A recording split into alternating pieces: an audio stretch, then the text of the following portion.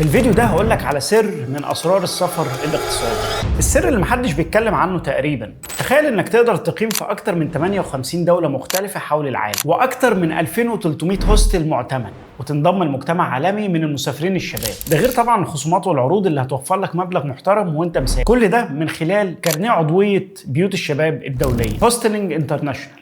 دي منظمة دولية غير هادفة للربح، اتأسست سنة 1932 وبتعتبر أكبر شبكة بيوت شباب في العالم، وعندها أكتر من 2300 هوستل وبيت شباب حوالين العالم، وبالمناسبة من ضمنهم مصر. هدفها إنها تخلي السفر متاح للجميع وبتكلفة قليلة. وفي الفيديو ده هقولك إزاي نقدر نطلع كارنيه العضوية أونلاين، إزاي هتقدر توفر وتستفاد من العضوية، وإيه هي العروض والخصومات التانية اللي ممكن تستفاد بيها. فتابعني في الفيديو ده لو أنت غاوي سفر. أول حاجة هنحتاج نعملها إن إحنا ندخل على الموقع الإلكتروني، وهتلاقيني سايب لك لينك الموقع في اول تعليق، ونختار من القائمه ممبرشيب باي ممبرشيب. هنملى بعد كده بياناتنا، الاسم الاول، وندخل الايميل بتاعنا، وبعد كده الدوله بتاعتنا، البلد، اختار مصر. العضويه بتكون لمده سنه. طبعا لو عايزين نضيف اي حد تاني معانا بنقدر نضيفه من خلال علامه البلس. ندوس على الخطوه اللي بعد كده اللي هتودينا على صفحه الدفع.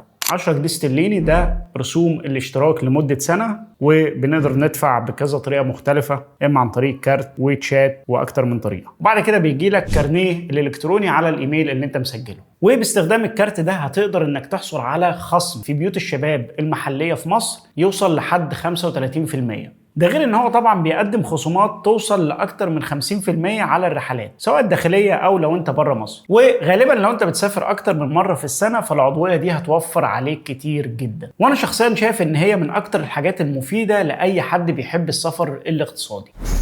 وما تنساش بقى تتابعني لو انت غاوي سفر وعايز تعرف تريكات وافكار مفيده عن السفر الاقتصادي.